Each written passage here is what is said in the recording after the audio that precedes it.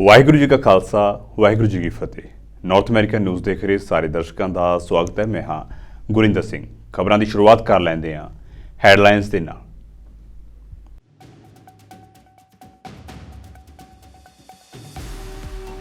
ਅਮਰੀਕੀ supreme court ਨੇ ਸਾਬਕਾ ਰਾਸ਼ਟਰਪਤੀ ਡੋਨਾਲਡ ਟਰੰਪ ਦੀ ਅਯੋਗਤਾ ਦੇ ਮਾਮਲੇ ਉੱਤੇ ਤੁਰੰਤ ਸੁਣਵਾਈ ਕਰਨ ਤੋਂ ਕੀਤਾ ਇਨਕਾਰ। ਟਰੰਪ ਨੇ ਸੁਪਰੀਮ ਕੋਰਟ ਤੱਕ ਪਹੁੰਚ ਕਰਕੇ ਮਾਮਲੇ ਉੱਤੇ ਜਲਦੀ ਸੁਣਵਾਈ ਕਰਨ ਦੀ ਕੀਤੀ ਸੀ ਬੇਨਤੀ।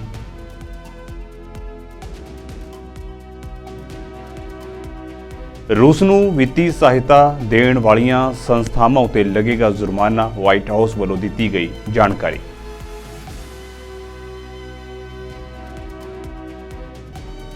ਸਿਆਟਲ ਦੇ ਗੁਰਦੁਆਰਾ ਸਿੰਘ ਸਭਾ ਵਿਖੇ ਸ੍ਰੀ ਗੁਰੂ ਤੇਗ ਬਹਾਦਰ ਸਾਹਿਬ ਜੀ ਦਾ ਮਨਾਇਆ ਗਿਆ ਸ਼ਹੀਦੀ ਦਿਹਾੜਾ। ਇਸ ਮੌਕੇ ਸ੍ਰੀ ਅਖੰਡ ਪਾਠ ਸਾਹਿਬ ਦੇ ਪਾਏ ਗਏ ਭੋਗ।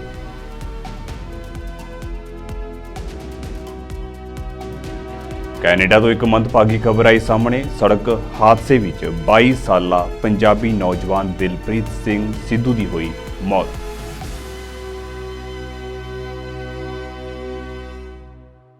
ਤੇ ਹੁਣ ਖਬਰਾਂ ਵਿਸਥਾਰ ਦੇ ਨਾਲ। ਸਿਆਟਲ ਦੇ ਵੱਖ-ਵੱਖ ਗੁਰੂ ਘਰਾਂ ਦੇ ਵਿੱਚ ਨੌਵੇਂ ਪਾਤਸ਼ਾਹ ਸਾਹਿਬ ਸ੍ਰੀ ਗੁਰੂ ਤੇਗ ਬਹਾਦਰ ਸਾਹਿਬ ਜੀ ਦਾ ਸ਼ਹੀਦੀ ਪੁਰਬ ਮਨਾਇਆ ਜਾ ਰਿਹਾ ਹੈ। ਗੁਰਦੁਆਰਾ ਸਿੰਘ ਸਭਾ ਰੈਂਟਨ ਵਿਖੇ ਵੀ ਸ੍ਰੀ ਅਖੰਡ ਪਾਠ ਸਾਹਿਬ ਦੇ ਭੋਗ ਪੈਣ ਉਪਰੰਤ ਧਾਰਮਿਕ ਦੀਵਾਨ ਸਜਾਏ ਗਏ, ਜਿੱਥੇ ਗੁਰੂ ਘਰ ਦੇ ਕੀਰਤਨੀ ਜਥੇ ਭਾਈ ਵਰਿਆਮ ਸਿੰਘ ਨੇ ਸ੍ਰੀ ਗੁਰੂ ਤੇਗ ਬਹਾਦਰ ਸਾਹਿਬ ਜੀ ਦਾ ਵਿਸਥਾਰ ਸਹਿਤ ਇਤਿਹਾਸ ਸੰਗਤਾਂ ਨੂੰ ਸੁਣਾਇਆ। ਉਹਨਾਂ ਦੱਸਿਆ ਹੈ ਕਿ ਸ੍ਰੀ ਗੁਰੂ ਤੇਗ ਬਹਾਦਰ ਜੀ ਨੇ ਦੂਸਰੇ ਧਰਮ ਦੀ ਖਾਤਰ ਹਿੰਦੂ ਧਰਮ ਨੂੰ ਬਚਾਉਣ ਲਈ ਸੀਸ ਦੇ ਕੇ ਸੁਰੱਖਿਆ ਕੀਤੀ ਸੀ।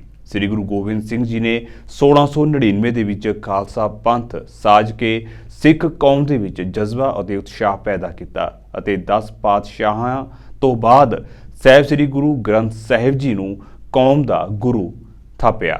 ਅਖੀਰ ਦੇ ਵਿੱਚ ਹੈੱਡ ਗ੍ਰੰਥੀ ਨੇ ਸਰਬਤ ਦੇ ਭਲੇ ਲਈ ਅਰਦਾਸ ਕੀਤੀ। ਅਮਰੀਕਾ ਦੇ ਰਾਸ਼ਟਰਪਤੀ ਜੋ ਬਾਈਡਨ ਨੇ ਇੱਕ ਕਾਰਜਕਾਰੀ ਹੁਕਮ ਉੱਤੇ ਹਸਤਾਖਰ ਕੀਤੇ, ਜਿਸ ਨੇ ਵਿੱਤੀ ਸੰਸਥਾਵਾਂ ਉੱਤੇ ਜੁਰਮਾਨਾ ਲਗਾਇਆ ਹੈ ਜਿਨ੍ਹਾਂ ਨੇ ਰੂਸ ਨੂੰ ਸਹਾਇਤਾ ਦਿੱਤੀ ਹੈ। ਵਾਈਟ ਹਾਊਸ ਨੇ ਇਸ ਸੰਬੰਧੀ ਜਾਣਕਾਰੀ ਦਿੱਤੀ। ਵਾਈਟ ਹਾਊਸ ਨੇ ਕਿਹਾ ਹੈ ਕਿ ਅਮਰੀਕਾ ਰੂਸ ਉੱਤੇ ਆਪਣੀ ਪਕੜ ਮਜ਼ਬੂਤ ਕਰਨ ਦੀ ਕੋਸ਼ਿਸ਼ ਕਰ ਰਿਹਾ ਹੈ। ਦੱਸ ਦਈਏ ਕਿ ਇਹ ਕਦਮ ਉਦੋਂ ਚੁੱਕਿਆ ਗਿਆ ਜਦੋਂ ਯੂਕਰੇਨ ਦੀ ਫੌਜੀ ਸਹਾਇਤਾ ਲਈ ਸੰਯੁਕਤ ਰਾਜ ਦੀ ਫੰਡਿੰਗ ਖਤਮ ਹੋ ਰਹੀ ਹੈ ਅਤੇ ਸੰਯੁਕਤ ਰਾਜ ਅਤੇ ਇਸ ਦੇ ਸਹਿਯੋਗੀ ਰੂਸ ਦੇ ਜੰਗੀ ਯਤਨਾਂ ਨੂੰ ਹੌਲੀ ਕਰਨ ਦੇ ਨਵੇਂ ਤਰੀਕੇ ਲੱਭਣ ਦੀ ਕੋਸ਼ਿਸ਼ ਕਰ ਰਹੇ ਹਨ। We're kind of talking about two different things here. We still need the supplemental request to be able to support. There's no magical pot of money, as Shalonda Young said, to support Ukraine going forward. I won't talk to that specific proposal, but I will say, just broadly speaking, that we have talked to many of our allies and partners about what Russia's role ought to be post-conflict in terms of the restructuring, the recovery inside Ukraine long term. But we aren't at a point right now where where we can address the specific muscle movements and what that's going to look like. But Russia has destroyed an awful lot of infrastructure and killed tens of thousands of lives in Ukraine. And they should be held accountable for that long term. I think that's an important sign to allow people that were displaced from the north to the south as operations intensified in the north to be able to go back home or to be able to make that crossing back to north of Gaza. So that's those are welcome comments. I think we'll be in touch with our Israeli counterparts about exactly what that looks like to address your exact concerns. Some of them will go back and there are no homes to go back to.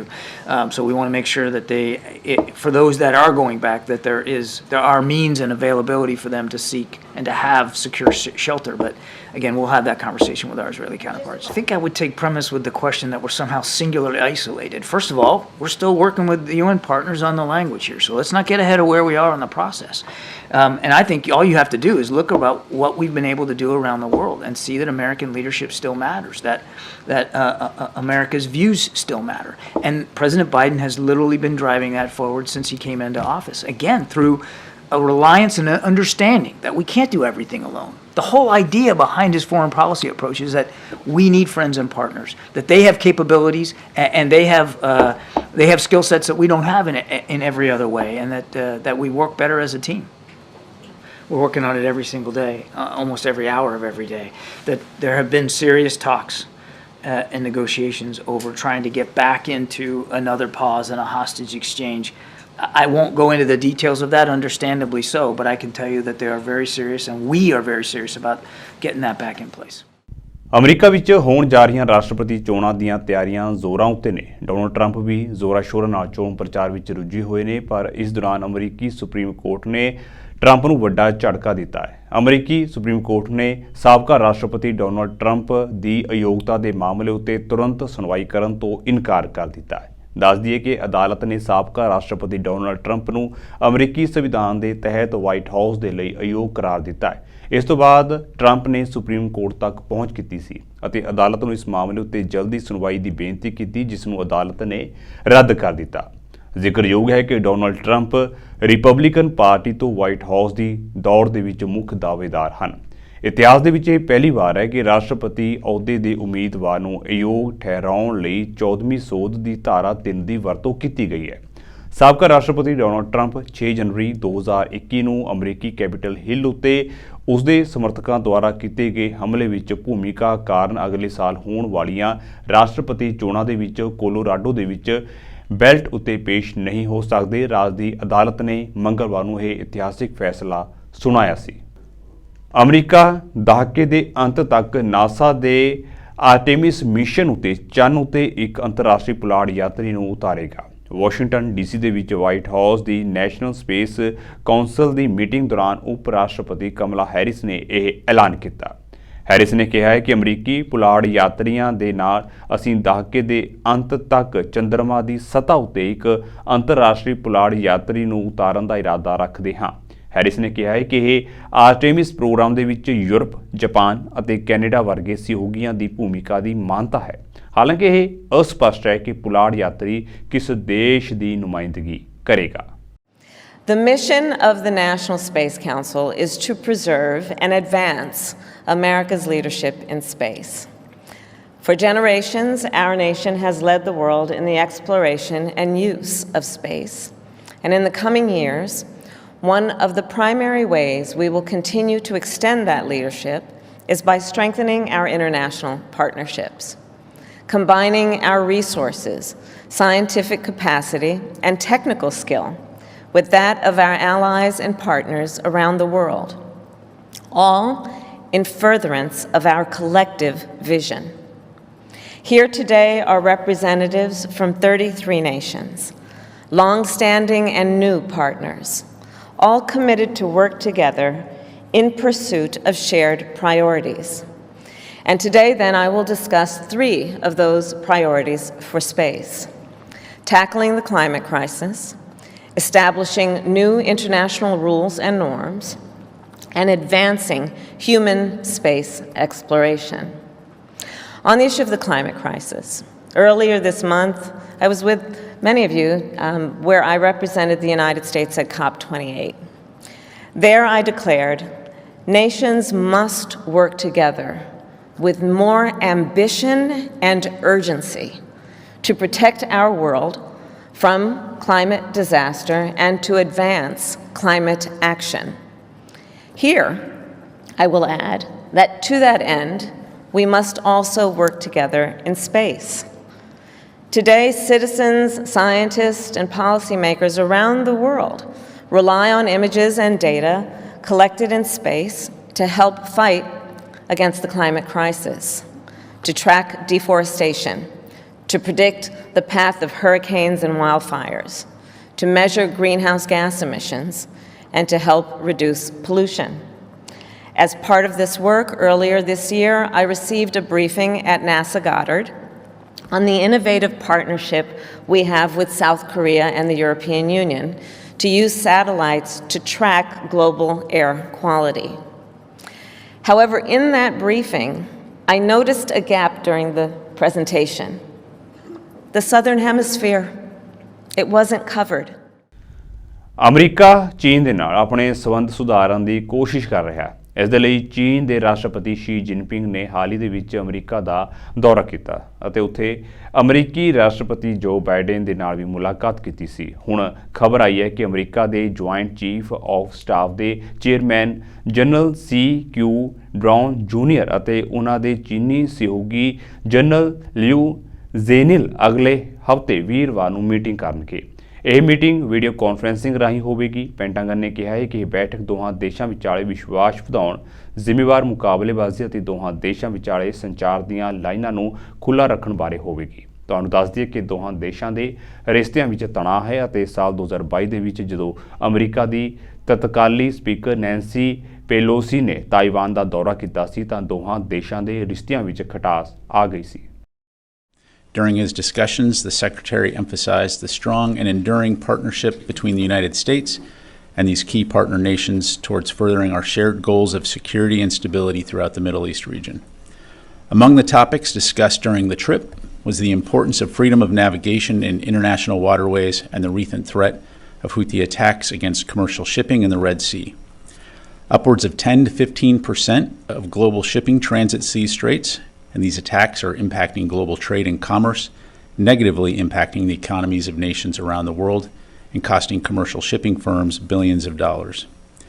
To help address this challenge, while Secretary Austin was in Bahrain, he announced the stand-up of Operation Prosperity Guardian, an important new multinational security operation under the umbrella of the Combined Maritime Forces and the leadership of its Task Force 153, which focuses on security in the Red Sea.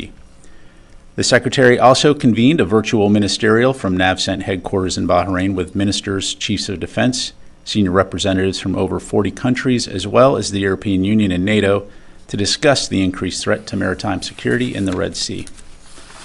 Secretary Austin underscored how the attacks from the Houthi rebels in Yemen had already impacted the global economy and would continue to threaten commercial shipping if the international community did not come together to address this issue collectively, emphasizing that this is an international problem that requires an international response. In the days ahead, the United States will continue to consult closely with our allies and partners who share the fundamental principle of freedom of navigation, and we expect to see the coalition continue to grow. Switching gears, Chairman of the Joint Chiefs of Staff, General C.Q. Brown Jr., spoke today by video teleconference with People's Liberation Army of China Chief of the Joint Staff Department, General Liu Zhenli. This is the first time the two leaders have spoken since General Brown became the chairman. During the teleconference, General Brown discussed the importance of working together to responsibly manage competition, avoid miscalculations, and maintain an open and direct line of communication. For more information about the call, I'd refer you to the Joint Staff and their corresponding readout. Also today, the Department of Defense is releasing the DoD instruction on civilian harm mitigation and response, which establishes the department's enduring policies, responsibilities, and procedures for mitigating and responding to civilian harm. ਬੀਤੇ ਦਿਨੀ Canada ਦੇ Brampton ਦੇ ਨਾਲ ਲੱਗਦੇ ਸ਼ਹਿਰ ਕੈਲੇਡਨ ਦੇ ਵਿੱਚ ਵਾਪਰੇ ਇੱਕ ਸੜਕ ਹਾਦਸੇ ਦੌਰਾਨ 22 ਸਾਲ ਦੇ ਇੱਕ ਪੰਜਾਬੀ ਨੌਜਵਾਨ ਦਿਲਪ੍ਰੀਤ ਸਿੰਘ ਸਿੱਧੂ ਦੀ ਮੌਤ ਹੋ ਗਈ ਹੈ। ਦਿਲਪ੍ਰੀਤ ਸਿੱਧੂ ਦੇ ਇੱਕ ਰਿਸ਼ਤੇਦਾਰ ਨੇ ਦੱਸਿਆ ਹੈ ਕਿ ਉਹ ਪ੍ਰੀਖਿਆ ਦੇਣ ਦੇ ਲਈ ਟੋਰਾਂਟੋ ਜਾ ਰਿਹਾ ਸੀ ਜਦੋਂ ਇਹ ਹਾਦਸਾ ਵਾਪਰ ਗਿਆ। ਪੁਲਿਸ ਨੇ ਦੱਸਿਆ ਕਿ ਹਾਦਸਾ ਕੈਲੀਡਨ ਬਰੈਂਪਟਨ ਦੇ ਬਾਰਡਰ ਉੱਤੇ ਸਵੇਰੇ ਤਕਰੀਬਨ 7:30 ਵਜੇ ਵਾਪਰਿਆ ਜਦੋਂ ਇੱਕ ਐਕਿਊਰਾ ਕਾਰ ਅਤੇ ਇੱਕ ਜੀਪ ਦੀ ਟੱਕਰ ਹੋ ਗਈ। ਟੱਕਰ ਦੇ ਵਿੱਚ ਜੀਪ ਚਾਲਕ ਦੀ ਮੌਕੇ ਉੱਤੇ ਮੌਤ ਹੋਈ ਹੈ, ਜਿਸ ਦੀ ਸ਼ਨਾਖਤ ਦਿਲਪ੍ਰੀਤ ਸਿੰਘ ਸਿੱਧੂ ਵਜੋਂ ਕੀਤੀ ਗਈ। ਮਿਲੀ ਜਾਣਕਾਰੀ ਦੇ ਅਨੁਸਾਰ ਮ੍ਰਿਤਕ ਸਟੱਡੀ ਵੀਜ਼ੇ ਉੱਤੇ ਕੈਨੇਡਾ ਗਿਆ ਸੀ। ਪਰਿਵਾਰਕ ਮੈਂਬਰਾਂ ਦਾ ਖਬਰ ਸੁਣਦੇ ਸਾਰ ਹੀ ਰੋ ਕੇ ਬੁਰਾ ਹਾਲ ਹੈ ਅਤੇ ਉਹਨਾਂ ਆਪਣੇ ਪੁੱਤ ਦੀ ਮ੍ਰਿਤਕ ਦੇ ਪੰਜਾਬ ਵਾਪਸ ਲਿਆਉਣ ਦੀ ਸਰਕਾਰ ਕੋਲੋਂ ਮੰਗ ਕੀਤੀ ਹੈ। ਸਾਹਿਬ ਸ੍ਰੀ ਗੁਰੂ ਗ੍ਰੰਥ ਸਾਹਿਬ ਜੀ ਦੇ ਸਰਬੱਤ ਦੇ ਭਲੇ ਦੇ ਸਿਧਾਂਤ ਨੂੰ ਰੂਪਵਾਨ ਕਰਦੀ ਸੰਸਥਾ ਪ੍ਰਵਾਸਰਾ ਦੀ ਸ਼ੁਰੂਆਤ 20 ਸਾਲ ਪਹਿਲਾਂ ਪੰਜਾਬ ਦੇ ਪੁਆਧ ਖੇਤਰ ਦੇ ਕੁਰਾਲੀ ਸ਼ਹਿਰ ਦੇ ਨੇੜੇ ਹੋਈ ਸੀ, ਜੋ ਹੁਣ 2 ਦਹਾਕਿਆਂ ਦੇ ਸਫ਼ਰ ਦੇ ਦੌਰਾਨ ਹਜ਼ਾਰਾਂ ਲੋਕਾਂ ਨੂੰ ਮਦਦ ਪ੍ਰਦਾਨ ਕਰਦੀ ਆ ਰਹੀ ਹੈ। ਨੇਕੀ ਦੇ ਇਸ ਕਾਰਜ ਦੇ ਵਿੱਚ ਅਨੇਕਾਂ ਪੰਜਾਬੀ ਪ੍ਰਵਾਸੀ ਮਦਦ ਕਰਦੇ ਨੇ। ਇਸੇ ਤਹਿਤ ਇੱਕ ਵਿਸ਼ੇਸ਼ ਫੰਡਰੇਜ਼ਰ ਇਵੈਂਟ ਦਾ ਪ੍ਰਬੰਧ ਬਰੈਂਪਟਨ ਦੇ ਵਿੱਚ ਕੀਤਾ ਗਿਆ। ਪ੍ਰਵਾਸਰਾ ਦੇ ਸੰਸਥਾਪਕ ਸ਼ਮਸ਼ੇਰ ਸਿੰਘ ਦੇ ਅਨੁਸਾਰ ਸੰਸਥਾ ਦੇ ਵਿੱਚ ਵੱਖ-ਵੱਖ ਕਾਰਨਾਂ ਕਰਕੇ ਸਮਾਜ ਤੋਂ ਟੁੱਟ ਚੁੱਕੇ ਲੋਕਾਂ ਦੀ ਸਾਂਭ ਸੰਭਾਲ ਕੀਤੀ ਜਾਂਦੀ ਹੈ, ਜਿਸ ਦੇ ਵਿੱਚ ਬਿਮਾਰ, ਅਪਾਹਜ, ਗਰੀਬ, ਮਾਨਸਿਕ ਤੌਰ ਉੱਤੇ ਬਿਮਾਰ ਹੋਣ ਵਾਲੇ ਲੋਕ ਸ਼ਾਮਲ ਨੇ, ਜਿਨ੍ਹਾਂ ਦੀ ਸਾਂਭ ਸੰਭਾਲ ਲਈ ਇੱਕ ਪੂਰੀ ਟੀਮ ਕੰਮ ਕਰਦੀ ਹੈ। ਪਰਪਸ ਇਸ ਦਾ ਮੇਨ ਜੋ ਸਾਡੇ ਸਮਾਜ ਦੇ ਜਿਹੜੇ ਨਾਗਰਿਕ ਹੈਗੇ ਹੈ, ਕੁਝ ਹਾਲਾਤਾਂ ਕਰਕੇ ਜਿਹੜੇ ਕਿ ਸਟ੍ਰੈਸ ਕਰਕੇ ਡਿਪਰੈਸ਼ਨ ਚਲੇ ਗਏ, ਕੋਈ ਡਿਮੈਂਸ਼ੀਆ ਕਰਕੇ ਸੜਕਾਂ 'ਤੇ ਰੋਣ ਲੱਗ ਗਿਆ, ਕੋਈ ਇੰਟੈਲੈਕਚੁਅਲ ਡਿਸੇਬਿਲਿਟੀ ਕਰਕੇ ਮਾਂ ਬਾਪ ਨਹੀਂ ਰਹੇ ਤੇ ਇਕੱਲੇ ਰਹਿ ਗਏ ਪਿੱਛੇ, ਕੋਈ ਇਨਜਸਟਿਸ ਕਰਕੇ, ਕੋਈ ਟਾਰਚਰ ਕਰਕੇ ਕਿ ਆਪਣਿਆਂ ਨੇ ਹੀ ਵੀਰਾਨ ਥਾਵਾਂ ਦੇ ਉੱਤੇ ਛੱਡ ਦਿੱਤੇ ਤੇ ਜਾਂ ਕਿ ਬੱਚੇ ਜਿਹਨਾਂ ਦੇ ਮਾਂ ਬਾਪ ਨਹੀਂ ਰਹੇ, ਜਿਹਨਾਂ ਨੂੰ ਕੇਅਰ ਦਾ, ਟਰੀਟਮੈਂਟ ਦਾ, ਐਜੂਕੇਸ਼ਨ ਦਾ, ਰਿਹੈਬਿਲਿਟੇਸ਼ਨ ਦਾ ਅਫਸਰ ਨਹੀਂ ਸੀ ਮਿਲ ਰਿਹਾ, ਉਹਨਾਂ ਲਈ ਪ੍ਰਵਾਸਰਾ ਸੰਸਥਾ ਪਰਮਾਤਮਾ ਦਾ ਵੱਡਾ ਆਸਰਾ ਤਾਂ ਕਿ 15 ਦਸੰਬਰ 2003 ਨੂੰ ਹੋਂਦ ਵਿੱਚ ਆਈ, ਜਿੱਥੇ ਅਲੱਗ-ਅਲੱਗ ਡਿਪਾਰਟਮੈਂਟਾਂ ਵੱਲੋਂ ਚਾਈਲਡ ਵੈਲਫੇਅਰ ਕਮੇਟੀ ਹੋ ਗਈ, ਸੋਸ਼ਲ ਸਿਕਿਉਰਿਟੀ ਆਫਿਸਰ ਜਾਂ ਜੁਡੀਸ਼ੀਅਲ ਮੈਜਿਸਟ੍ਰੇਟ, ਸਬ ਡਿਵੀਜ਼ਨਲ ਮੈਜਿਸਟ੍ਰੇਟ, ਰਿਲੀਜੀਅਸ ਪਲੇਸਿਸ, ਅਲੱਗ-ਅਲੱਗ ਜਗ੍ਹਾ 'ਤੇ ਪ੍ਰਵਾਸਨ ਜਾਂ ਐਂਬੂਲੈਂਸ ਜਾ ਕੇ ਫਿਰ ਉੱਥੋਂ ਜਿਨ੍ਹਾਂ ਦੀ ਐਡਮਿਸ਼ਨ ਅੱਜ ਤੱਕ ਹੋਈ ਹੈ ਲਗਭਗ ਪੌਣੇ 2100 ਲੋਕ, 270 ਤੋਂ ਉੱਪਰ ਹੀ ਨਾਗਰਿਕ ਹੈ ਜਿਹੜੇ ਉੱਥੇ ਐਡਮਿਸ਼ਨ ਹੋਈ, ਜਿਨ੍ਹਾਂ ਦੀ ਸਮੁੱਚੀ ਟੀਮ ਉੱਥੇ ਸਾਡੀ ਲਗਭਗ 200 ਮੈਂਬਰ, 200 ਇੰਪਲਾਈਜ਼ ਜਿਹੜੇ ਹੈਗੇ ਜਿਨ੍ਹਾਂ ਦੇ ਵਿੱਚ ਕੋਈ 27 ਡਾਕਟਰ, ਡਿਫਰੈਂਟ ਜਿਹੜੀ ਮਲਟੀ ਸਪੈਸ਼ਲਿਟੀਜ਼, ਅਤੇ ਨਾਲ paramedical staff 50+ paramedical staff and other GDA, 24 ਘੰਟੇ ਡਰਾਈਵਰਸ ਜਾਂ ਲੰਗਰ ਜਾਂ ਸਾਰੀ ਸੇਵਾਦਾਰਾਂ ਦੀ ਟੀਮਾਂ ਦੀ ਇਹਨਾਂ ਦੀ ਸਪੋਰਟ ਸਦਕਾ ਔਰ ਸਾਡੇ ਜਨਰਲਸ ਜਿਹੜੇ ਸਾਰੇ ਸਪੋਰਟਰ ਹੈਗੇ ਹੈ ਉਹਨਾਂ ਦਾ ਸਦਕਾ ਅੱਜ ਤੱਕ ਲਗਭਗ 1370+ ਨਾਗਰਿਕ ਉੱਥੇ ਇੰਪਰੂਵ ਹੋਏ, ਰੀਯੂਨਾਈਟ ਹੋਏ, ਦੁਬਾਰੇ ਆਪਣੇ ਸਮਾਜ ਦੇ ਵਿੱਚ ਫਿਰ ਆਦਰ ਸਤਿਕਾਰ ਵਾਲੀ ਜ਼ਿੰਦਗੀ ਜੀਣ ਦੇ ਕੈਪੇਬਲ ਬਣ ਗਏ। ਅਤੇ ਇਹਦੇ ਲਈ ਜਿਹੜਾ ਮੈਡੀਕਲ ਦਾ ਸਾਡਾ ਲਾਈਕ ਇਹਨਾਂ ਦੇ ਲਈ ਇੱਕ ਹੌਸਪੀਟਲ ਹੈ, ਜਿਸ ਹੌਸਪੀਟਲ ਦੇ ਵਿੱਚ ਬੇਬਸ ਅਤੇ ਲਾਚਾਰ ਨਾਗਰਿਕ ਜੋ ਡਿਪਰੈਸ਼ਨ ਤੋਂ ਪੀੜਤ ਹੈ ਜਾਂ ਇੰਟੈਲੈਕਚੁਅਲ ਪ੍ਰੋਬਲਮਸ ਤੋਂ ਪੀੜਤ ਹੈ ਜਾਂ ਕੋਈ ਇਕੱਲੇ ਰਹਿ ਗਏ ਜਿਹੜੇ ਕਿ ਹੈਲਪਲੈਸ ਹੋ ਗਏ, ਨਾ ਏਬਲ ਬਾਡੀ, ਨਾ ਸਿਰ 'ਤੇ ਛੱਤ, ਨਾ ਕੋਈ ਸਾਰਾ, ਅਨਕੰਡੀਸ਼ਨਲੀ ਉਹਨਾਂ ਦਾ treatment. And in case of emergency ਜਿਹੜੇ ਡਿਫਰੈਂਟ ਲਾਈਕ ਸਾਡੇ ਸਿਟੀਜ਼ਨ ਹੈ ਉੱਥੇ ਇਨ ਕੇਸ ਆਫ ਐਮਰਜੈਂਸੀ ਉਹਨਾਂ ਲਈ ਉਹਨਾਂ ਦਾ ਟਰੀਟਮੈਂਟ ਅਤੇ ਉਹਨਾਂ ਲਈ ਐਂਬੂਲੈਂਸ 24 ਘੰਟੇ ਹਾਜ਼ਰ ਹੈ। ਤਾਂ ਅਦਰ ਜਿਹੜੇ ਪਰਸਨ ਸਾਡੇ ਹੋਰ ਜਿਹੜੇ ਕਿ ਅਫੋਰਡ ਨਹੀਂ ਕਰ ਸਕਦੇ ਅੱਜ ਕੱਲ੍ਹ ਜੋ ਟਰੀਟਮੈਂਟ ਜਿਹੜਾ ਹੈਗਾ, ਅਤੇ ਉਹਨਾਂ ਨੇ ਲਗਭਗ 700 ਡੇਲੀ ਮਤਲਬ 21,000 ਦੇ ਕਰੀਬ ਪਰ ਮੰਥ ਜਿਹੜੇ ਹੈ ਨਾਗਰਿਕ ਬਾਹਰੋਂ ਵੀ ਸਪੋਰਟ ਉਸ ਹੌਸਪੀਟਲ 'ਚ ਲੈਂਦੇ ਆ, ਜਿਸ ਨੂੰ ਹੁਣ ਐਕਸਟੈਂਡ ਕਰਨ ਦੀ ਸਾਨੂੰ ਲੋੜ ਪੈ ਰਹੀ ਹੈ, ਹਾਲਾਤ ਫੋਰਸ ਕਰ ਰਹੇ ਹੈ। ਇੱਕ ਸਾਡੇ ਡਾਕਟਰ ਬਾਰ-ਬਾਰ ਜਿਹੜੀ ਸਾਡੇ ਸਲਾਹ ਦੇ ਰਹੇ ਕਿ ਇੱਕ ਮੋਬਾਈਲ ਹੈਲਥ ਯੂਨਿਟ ਕਲੀਨਿਕ ਜਿਹਨੂੰ ਕਹੀਏ ਅਸੀਂ ਲਾਈਕ ਉਹ ਸ਼ੁਰੂ ਕਰਨਾ, ਜਿਹਦਾ ਲਗਭਗ ਕਰੋੜ ਦਾ ਖਰਚਾ ਹੈਗਾ, ਜਿਹਦੇ ਵਿੱਚ ਟੈਸਟ ਦਾ ਵੀ ਅਰੇਂਜਮੈਂਟ ਹੋਏਗਾ ਅਤੇ ਇੱਕ ਐਕਸਰੇ ਮਸ਼ੀਨ ਵੀ ਹੋਏਗੀ, ਅਤੇ ਇੱਕ ਡਾਕਟਰ ਜਾ ਕੇ ਉਸ ਏਰੀਏ ਦੇ ਵਿੱਚ ਜਿਹੜੇ ਲੋਕ ਵਿਚਾਰੇ ਇਹਨਾਂ ਸਹੂਲਤਾਂ ਤੋਂ ਵਾਂਝੇ ਹੈ ਅਤੇ ਜਿੱਥੇ ਲਗਭਗ ਕੋਈ ਇਸ ਤਰ੍ਹਾਂ ਦਾ ਹੌਸਪੀਟਲ ਨਹੀਂ ਹੈਗਾ, ਉਹਨਾਂ ਲਈ ਉਹ ਵੀ ਸਾਡਾ 1 ਸਾਲ ਦੇ ਵਿੱਚ ਅਸੀਂ ਮਹਿਸੂਸ ਕਰ ਰਹੇ ਹਾਂ ਵੀ ਸੰਗਤ ਦੇ ਸਹਿਯੋਗ ਦੇ ਨਾਲ ਸੇਵਾ 'ਚ ਹਾਜ਼ਰ ਹੋਏਗਾ। ਸਾਨੂੰ ਇੱਥੇ ਦਾ ਇਨਵੀਟੇਸ਼ਨ ਆਇਆ, ਅਸੀਂ ਕਿਹਾ ਚਲੋ ਇੱਥੇ ਚੱਲਦੇ ਹੈਗੇ ਤਾਂ ਸਾਰੇ ਗਰੁੱਪ ਦੇ ਨਾਲ ਅਸੀਂ ਇੱਥੇ ਆਏ ਹੈਗੇ ਆ, ਤਾਂ ਇਹ ਬਹੁਤ ਸਾਡਾ ਅਸੀਂ ਆਪਣੇ ਆਪ ਨੂੰ ਬੜਾ ਮਤਲਬ ਪ੍ਰਾਊਡ ਮੂਮੈਂਟ ਫੀਲ ਕਰਦੇ ਹਾਂ ਕਿ ਅਸੀਂ ਇੱਥੇ ਆਏ ਹੈਗੇ, ਇਹਨਾਂ ਨੇ ਸਾਨੂੰ ਸੱਦਿਆ, ਤਾਂ ਅਸੀਂ ਇਹਦੇ ਵਿੱਚ ਆਪਣੇ ਡੋਨੇਸ਼ਨਸ ਜਿਹੜੀ ਹੈਗੀ ਉਹ ਪ੍ਰਵਾਸਰਾ ਦੇ ਵਿੱਚ ਆਪਣੇ ਵੱਲੋਂ ਕਲੈਕਟ ਕਰਕੇ ਇੱਥੇ ਡੋਨੇਸ਼ਨ ਦੇਣਾ ਚਾਹੁੰਦੇ ਹੈਗੇ। ਸੋ ਆਈ ਥਿੰਕ ਇਹ ਬਹੁਤ ਵਧੀਆ ਸੰਸਥਾ ਹੈਗੀ ਆ ਜਿਹਦੇ ਨਾਲ ਆਪਾਂ ਨੂੰ ਸਾਰਿਆਂ ਨੂੰ ਜੁੜਨਾ ਚਾਹੀਦਾ ਹੈਗਾ ਆ। If you want to make a difference in the world you have to actively participate and be that change. Surrey ਦੇ ਵਿੱਚ ਪੁਲਿਸ ਢਾਂਚੇ ਵਿੱਚ ਤਬਦੀਲੀ ਦਾ ਮਾਮਲਾ ਲਗਾਤਾਰ ਸੁਰਖੀਆਂ ਬਟੋਰ ਰਿਹਾ ਹੈ ਅਤੇ ਮਾਮਲਾ ਹੁਣ ਇੱਕ ਹੋਰ ਕਦਮ ਅੱਗੇ ਵੱਧ ਚੁੱਕਿਆ ਹੈ। ਸਰੀ ਸਿਟੀ ਵੱਲੋਂ $5 ਲੱਖ ਖਰਚ ਕਰਕੇ ਇੱਕ ਮੁਹਿੰਮ ਸ਼ੁਰੂ ਕੀਤੀ ਗਈ ਹੈ, ਜਿਸ ਰਾਹੀਂ ਸਰੀ ਪੁਲਿਸ ਟ੍ਰਾਂਜੀਸ਼ਨ ਉੱਤੇ ਆਉਣ ਵਾਲੇ ਵਾਧੂ ਖਰਚੇ ਬਾਰੇ ਲੋਕਾਂ ਨੂੰ ਜਾਣੂ ਕਰਵਾ ਰਹੀ ਹੈ। ਪਰ ਵਿਰੋਧੀ ਕੌਂਸਲਰ ਅਤੇ ਸਾਬਕਾ ਮੇਅਰ ਇਸ ਵਿਧੀ ਨੂੰ ਫਜ਼ੂਲ ਖਰਚਾ ਦੱਸ ਰਹੇ ਹਨ। This project that was done behind closed doors by the previous majority council has cost this city nothing but money, and the public must know. So the $464 million that is on the billboard is the one that came from the City of Surrey's professional accounting team, and those are accurate numbers for what we are doing moving forward. But that does not include capital costs. It doesn't include risk management. It doesn't include increases to staffing models. And when we look at what other jurisdictions are doing, like Vancouver with municipal policing, it is extraordinarily expensive. She's putting out that it's going to cost over 10 years $465 million. That's a false statement, completely false. And to use taxpayer money to put out a false statement is, I've never heard of that, and I've been involved in big cities across Canada and throughout BC. Because it is imposed by the provincial government. ਜੇ ਉਹਨਾਂ ਨੂੰ ਲੱਗਦਾ ਕਿ ਇਹ NDP police ਹੈ, ਸਰੀ ਦੇ ਲੋਕਾਂ ਦੇ ਵਾਸਤੇ ਪੁਲਿਸ ਨਹੀਂ ਹੈਗੀ, ਉਹਨਾਂ ਨੂੰ ਆਪਣੀ ਪੋਲੀਟੀਕਲ ਪਾਰਟੀ ਦੇ ਫੰਡਸ 'ਚੋਂ ਇਹ ਇੱਦਾਂ ਦੀਆਂ ਜਿਹੜੀਆਂ ਕੈਂਪੇਨਸ ਆ ਬਾਈ ਆਲ ਮੀਨਸ ਉਹ ਰਨ ਕਰਨ। ਪਰ ਸਰੀ ਦੇ ਲੋਕਾਂ ਦਾ ਜਿਹੜਾ ਮਿਲੀਅਨਸ ਆਫ ਡਾਲਰਸ ਜਿਹੜੇ ਯੂਜ਼ ਕਰਨੇ ਨੇ, ਇੱਕ ਸਾਈਡ 'ਤੇ ਉਹ ਬਹੁਤ ਕੰਸਰਨਡ ਨੇ ਕਿ ਪੈਸਾ ਬਹੁਤ ਲੱਗ ਰਿਹਾ, ਦੂਸਰੀ ਸਾਈਡ 'ਤੇ ਦੇਖੋ $250,000 ਅਪਰੋਕਸੀਮੇਟਲੀ ਪਰ ਡੇ ਵੇਸਟ ਹੋ ਰਿਹਾ ਸਾਡੇ ਕੋਲ, ਕਿਉਂਕਿ 2 ਡਿਫਰੈਂਟ ਪੁਲਿਸਿਸ ਕੰਮ ਕਰ ਰਹੀਆਂ ਨੇ, ਨਾਲ ਦੀ ਨਾਲ ਇਹ ਮਿਲੀਅਨਸ ਆਫ ਡਾਲਰਸ ਜਿਹੜਾ ਇੱਦਾਂ ਦੀਆਂ campaigns ਤੇ ਵੇਸਟ ਹੋ ਰਿਹਾ। Before we give out the tax notices, and that's why it's important for us to get this information to the public now so that they know that should the courts make a decision to go with a Surrey police service, the cost implications for our residents is going to be significant. ਇਹ ਪਾਸ ਹੋ ਚੁੱਕਾ legislation ਦੇ ਵਿੱਚ ਕਿ ਜਿਹੜਾ policing ਹੈਗੀ ਆ ਸਰੀ ਦੇ ਵਿੱਚ ਇਹ ਮਿਊਨਿਸਪਲ ਪੁਲਿਸਿੰਗ ਦੇ ਥਰੂ ਹੀ ਹੋਵੇ। ਜਦੋਂ ਇਹ ਲਾਅ ਬਣ ਚੁੱਕਾ ਸੋ ਅਸੀਂ ਕੋਰਟ ਦੇ ਵਿੱਚ ਅਸੀਂ ਹੋਰ ਟੈਕਸ ਪੇਅਰਸ ਦੀ ਮਨੀ ਕਿਉਂ ਵੇਸਟ ਕਰ ਰਹੇ ਹਾਂ, ਇਹ ਆਨਸਰ ਮੇਰੇ ਲੋਕ ਤੱਕ ਦੇ ਸਕਦੇ। ਕੈਲਡਨ ਦੇ ਵਿੱਚ ਹੋਏ ਹਾਦਸੇ ਵਿੱਚ 3 ਵਿਅਕਤੀ ਜ਼ਖਮੀ ਹੋਏ ਨੇ, ਜਿਨ੍ਹਾਂ ਵਿੱਚੋਂ ਇੱਕ ਦੀ ਹਾਲਤ ਨਾਜ਼ੁਕ ਦੱਸੀ ਜਾ ਰਹੀ ਹੈ ਅਤੇ ਇੱਕ ਦੀ ਮੌਤ ਹੋਈ ਹੈ। ਹਾਦਸੇ ਦੀ ਖਬਰ ਦੇ ਕੇ ਐਮਰਜੈਂਸੀ ਅਮਲੇ ਨੂੰ ਸੱਦਿਆ ਗਿਆ। ਪ੍ਰਾਪਤ ਜਾਣਕਾਰੀ ਦੇ ਅਨੁਸਾਰ ਹਾਦਸਾ ਟਰਾਂਸਪੋਰਟ ਟਰੱਕ ਅਤੇ SUV ਦਰਮਿਆਨ ਵਾਪਰਿਆ। ਟੱਕਰ ਇੰਨੀ ਜ਼ਬਰਦਸਤ ਸੀ ਕਿ ਟਰੱਕ ਇੱਕ ਪਾਸੇ ਪਲਟ ਗਿਆ ਤੇ SUV ਬੁਰੀ ਤਰ੍ਹਾਂ ਨੁਕਸਾਨੀ ਗਈ। ਪੈਰਾਮੈਡਿਕਸ ਨੇ ਦੱਸਿਆ ਕਿ 3 ਵਿਅਕਤੀਆਂ ਨੂੰ ਹਸਪਤਾਲ ਲਿਜਾਇਆ ਗਿਆ। ਇੱਕ ਵਿਅਕਤੀ ਦੀ ਮੌਤ ਹੋ ਗਈ ਹੈ ਜਦਕਿ 2 ਹੋਰਨਾਂ ਨੂੰ ਮਾਮੂਲੀ ਸੱਟਾਂ ਲੱਗੀਆਂ ਨੇ। ਮਾਮਲੇ ਦੀ ਜਾਂਚ ਜਾਰੀ ਹੈ। I would say it was just before the morning rush. It was, as I said, it was about 4 a.m. I believe the call came in at 4:06, so just as the morning rush was starting. I can't speak to speed at this point. There are, I'm told by the Major Collision Bureau investigators, there are cameras in the area, and they will also be looking for, as I said, dash cam video or any witness in video or witness accounts that can assist. The tractor trailer was traveling northbound on Airport, turning left to go westbound on Clark Boulevard. The motorcyclist was traveling southbound on Airport Road to continue southbound through the intersection.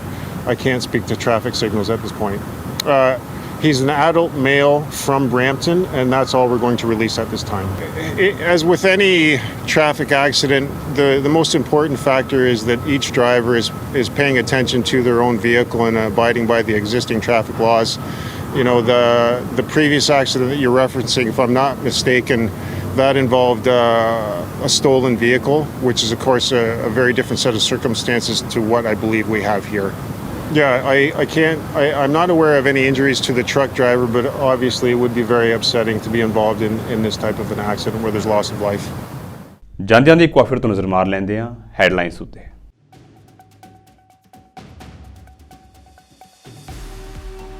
ਅਮਰੀਕੀ supreme court ਨੇ ਸਾਬਕਾ ਰਾਸ਼ਟਰਪਤੀ Donald Trump ਦੀ ਅਯੋਗਤਾ ਦੇ ਮਾਮਲੇ ਉੱਤੇ ਤੁਰੰਤ ਸੁਣਵਾਈ ਕਰਨ ਤੋਂ ਕੀਤਾ ਇਨਕਾਰ। ਟਰੰਪ ਨੇ ਸੁਪਰੀਮ ਕੋਰਟ ਤੱਕ ਪਹੁੰਚ ਕਰਕੇ ਮਾਮਲੇ ਉੱਤੇ ਜਲਦੀ ਸੁਣਵਾਈ ਕਰਨ ਦੀ ਕੀਤੀ ਸੀ ਬੇਨਤੀ।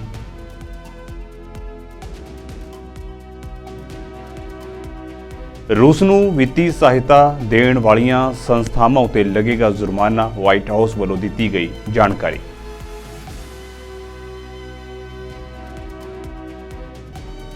ਸਿਆਟਲ ਦੇ ਗੁਰਦੁਆਰਾ ਸਿੰਘ ਸਭਾ ਵਿਖੇ ਸ੍ਰੀ ਗੁਰੂ ਤੇਗ ਬਹਾਦਰ ਸਾਹਿਬ ਜੀ ਦਾ ਮਨਾਇਆ ਗਿਆ ਸ਼ਹੀਦੀ ਦਿਹਾੜਾ। ਇਸ ਮੌਕੇ ਸ੍ਰੀ ਅਖੰਡ ਪਾਠ ਸਾਹਿਬ ਦੇ ਪਾਏ ਗਏ ਭੋਗ।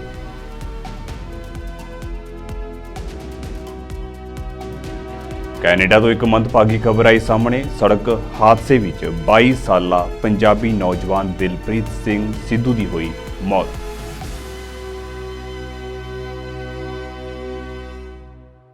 ਸੋ ਫਿਲਹਾਲ ਦੇ ਲਈ ਨਾਰਥ ਅਮਰੀਕਾ ਨਿਊਜ਼ ਦੇ ਵਿੱਚ ਇੰਨਾ ਹੀ। ਤੇ ਹੁਣ ਮੈਨੂੰ ਇਜਾਜ਼ਤ ਦਿਓ। ਵਾਹਿਗੁਰੂ ਜੀ ਕਾ ਖਾਲਸਾ, ਵਾਹਿਗੁਰੂ ਜੀ ਕੀ ਫਤਿਹ।